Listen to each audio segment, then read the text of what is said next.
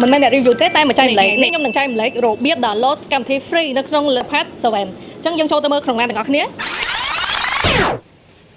អញ្ចឹងឥឡូវខ្ញុំមកចែកម្លែកពីរបៀប download កម្មវិធីនិង install free នៅក្នុង LAN Leopard 7 អញ្ចឹងដំបូងមកយើងចូលទៅ App Store នេះបន្ទាប់មកយើង download យកកម្មវិធីនេះមួយមកអូខេអញ្ចឹងឥឡូវខ្ញុំ download ហើយខ្ញុំគ្រាន់តែចុច open អញ្ចឹងដល់ពេលដល់ open វានឹងចេញរូបរាងបែបនេះយើងចូលកន្លែងរូបខ្ចៅនេះមួយមកបន្ទាប់មកទៀតយើងអូសមកក្រោមបន្តិចយើងចុចនៅកន្លែងណាក៏បានដែរឲ្យតែវាចេញជាអក្សរមកឲ្យយើងអូខេចាំតិចណាអូខេនេះឥឡូវវាចេញបែបនេះចេញតម្រងបែបហ្នឹងយើងគ្រាន់តែចុចលើវាឲ្យជាប់ហើយយើងយក web search មក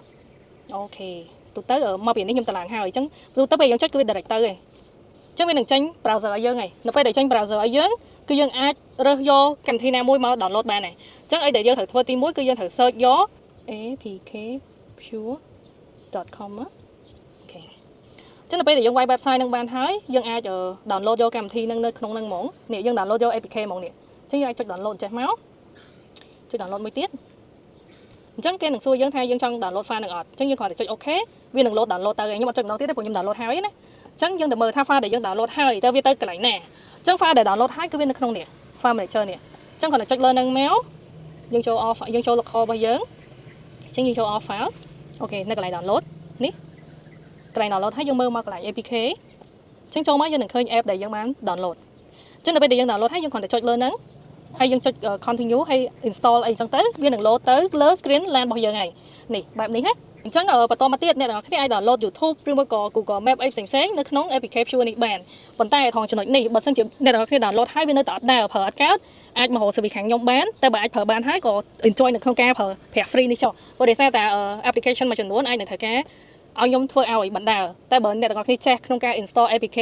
file គឺអត់ជាបញ្ហាទេធ្វើរបៀបនេះគឺអាច install បានហើយអត់ត្រូវការចំណាយលុយទេនៅលើ Leopard 7 អញ្ចឹង keyboard ខ្មែរដែលយើងតឡើងឲ្យគាត់គឺអាចមាន voice ទៅអាចសរសេរតាមយើងអញ្ចឹងឥឡូវយើងគ្រាន់តែចុច voice ចេញមកវាមានឯករាជ្យអូខេអញ្ចឹងការ search នៅក្នុង Google Map ឬមួយក៏ YouTube លែងជាបញ្ហាចង់សរសេរក៏បានចង់ voice ក៏បាននេះឥឡូវយើង direction ទៅមកអូខេ start ចម្រៀងនៅក្នុង YouTube នេះក៏យើងអាច play បានដែរអូខេណែអញ្ចឹងនៅលើឡានហ្នឹងគឺមើលបានពី screen អញ្ចឹងហ្មងទាំង YouTube នៅនេះហើយជាមួយនឹង Google Map នៅនេះ Netflix ក៏មានដែរអូខេNetflix យើងដាក់ជូននេះគឺមើល free អត់មាន account មានអីទេហើយកម្រិតរូបភាពក៏ច្បាស់ដែរយើងចេញមកអូខេនេះមានរឿងជាច្រើននៅក្នុងហ្នឹងហើយអត់ត្រូវការ account ទេមើល free មាន browser មាន visual មានអីផ្សេងៗនិយាយទៅកម្មវិធីអីចង់បានគឺដាក់ចូលឡើងបានដោយសេរីមកសម្រាប់ Leopard ទេអញ្ចឹងដូចខ្ញុំរៀបរាប់ខាងលើអញ្ចឹងអ្នកទាំងអស់គ្នាចង់ធ្វើបែបខ្លួនឯងក៏បានព្រោះខ្ញុំបានបង្ហាញ tutorial ហើយតែបើធ្វើទៅអត់ចេញតាក់ថងណាឬមួយក៏ថា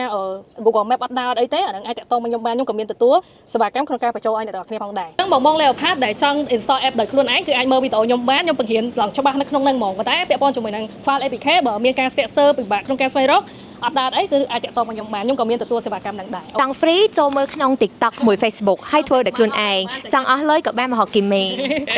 អូខេបាយបាយ